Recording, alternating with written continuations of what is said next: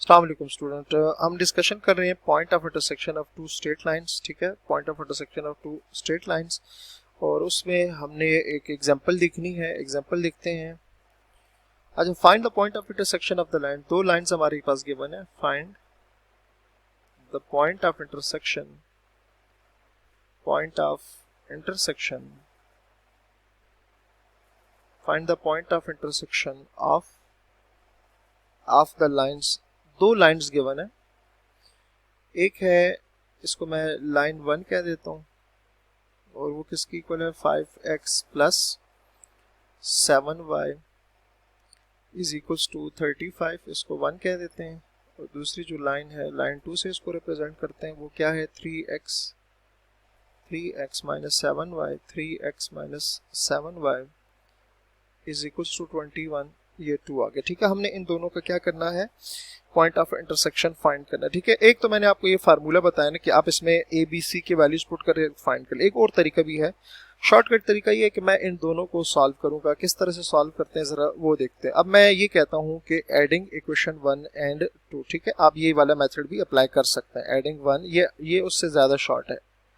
Adding equation 1 and 2 add करते हैं। इस L1 L2 को लिखने की जरूरत नहीं है। 5x plus 7y is equals to 35, 3x minus 7y is equals to 21, 5x और 3x आ जाएगा 8x, यहाँ से दोनों कैंसिल हो गए हैं, और ये आ जाएगा स्टूडेंट ये 6 5। ठीक है, यहाँ से x की अगर वैल्यू फाइंड करनी है तो 8 को दोनों साइड पर डिवाइड कर लेते हैं, और ये क्या आ जाएगा 7। इस 7 को किसी एक में पुट कर देते हैं। लेट्स से मैं इसको 1 में पुट कर देता हूँ। ठीक है, जो 7 है, put x is equals to 7, put x is equals to 7 in equation number 1। Then जो 1 है वो बिकम्स क्या बन जाएगी, 7 की जगह अगर पुट करें तो 5x की जगह आ जाएगा 7 plus 7y is equals to 35। ये 35 प्लस 7y 35। ठीक है, हमने y की वैल्यू फाइंड करनी है, तो this implies 7y is equals to 35 minus 35, 7y is equals to 0। y की वैल्यू क्या आ जाएगी 0। So point of intersection,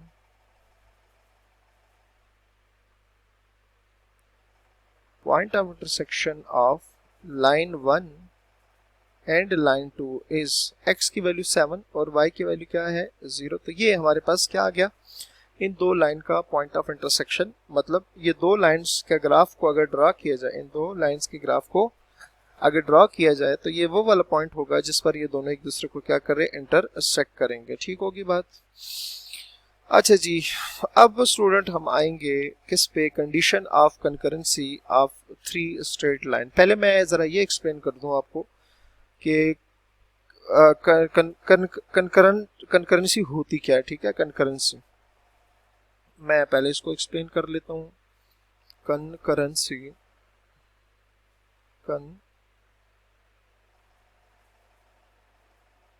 concurrency ये होता क्या है।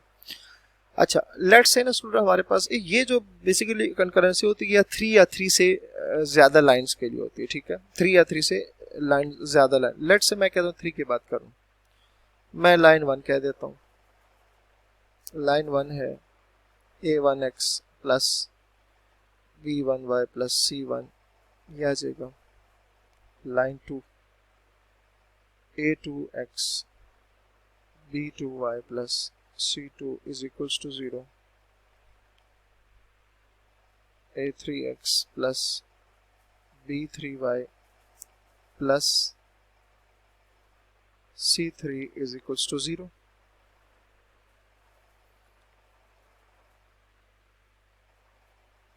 अच्छा, ये हमारे पास आ गया। अब तीनों लाइंस को ना मैं ड्रॉ कर लेता हूँ। लेट्स से कि मेरे पास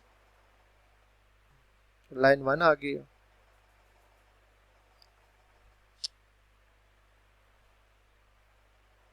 ये आ गई लाइन 1, इसको लिख भी लेते हैं, लाइन 1 हो गया। ये आ गई है लाइन 2 और ये आ गई है लाइन 3। जैसे कि आपको नजर आ रहा है कि ये जो तीनों लाइंस हैं, लाइन 1, लाइन 2, लाइन 3, मैंने तीनों का जो कलर है वो चेंज कर दिया है। तो अगर ये तीनों लाइंस आप देख सकते हैं सिंगल पॉइंट पर एक दूसरे को इंटरसेक्ट कर रही हैं। सिंगल पॉइंट मतलब एक ही पॉइंट पर एक दूसरे को कट करके गुजर रही हैं, पास होकर गुजर रही हैं। तो इस पॉइंट को कहते क्या है? इस पॉइंट को हम कहते हैं कि इसको कहते हैं पॉइंट ऑफ कंकरेंसी। ये पॉइंट कौन सा होगा? पॉइंट, इस पॉइंट को कहते हैं पॉइंट ऑफ कंकरेंसी। इस पॉइंट को क्या कहते हैं? Point of concurrency.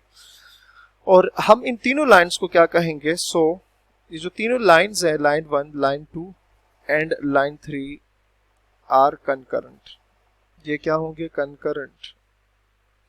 पॉइंट को कहेंगे पॉइंट ऑफ कंकरेंसी और तीनों लाइंस को क्या कहेंगे? कंकरेंट कहेंगे। अच्छा, अब इसमें एक और हम पॉसिबिलिटी देखते हैं, बल्कि इसकी जरूरत नहीं है, बस चलिए कर लेते हैं। ये एक लाइन इसको मैं मान लेता हूं, ये मेरे पास आ गई दूसरी लाइन और ये मेरे पास आ जाती है तीसरी लाइन। अभी भी आप देखें कि जो तीनों लाइंस हैं ये एक दूसरे को सेम पॉइंट पर कट नहीं कर रहे, ठीक है। जैसे प्रीवियस में हमने कहा कि तीनों जो लाइंस थी वो एक दूसरे को सेम पॉइंट पर कट कर रही हैं। क्या कर रही हैं? तीनों जो हैं वो सेम पॉइंट पर एक दूसरे को इंटरसेक्ट कर रही हैं। लेकिन इसमें जो है, इन तीनों लाइंस में अगर मैं इसको कहूं कि ये लाइन 1 है,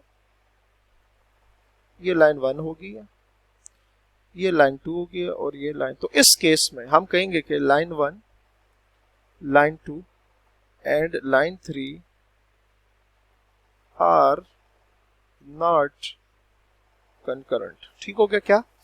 कि जो लाइन 1, लाइन 2 है और लाइन 3 है, ये इस केस में कंकरेंट नहीं है क्योंकि तीनों जो है वो सेम पॉइंट से पास नहीं हो रही। जैसे कि पिछले में नजर आ रहा है आपको, इसकी तरह से नहीं हो रहा, तो इसके मतलब हुआ कि ये जो है तीनों डिफरेंट पॉइंट पर एक दूसरे को इंटरसेक्ट करिए। तो ये एक तो ये हुआ कि कंकरेंट नहीं है, और जब कंकरेंट नहीं है तो इसका मतलब ये हुआ कि फिर इनका पॉइंट ऑफ कंकरेंसी भी नहीं होगा। ठीक है, ये तो एक चीज आपको मैंने ज्योमेट्रिकली समझा दी। अब आती है मैथमेटिकली कि अगर हमारे पास लाइंस गिवन हो तो हम किस बेस पर ये बात डिसाइड करेंगे कि जो लाइंस है वो कंकरेंट है या कंकरेंट नहीं है। तो वो इंशाल्लाह हम नेक्स्ट वीडियो में करेंगे। अपना बहुत सारा ख्याल रखिए। अल्लाह हाफिज।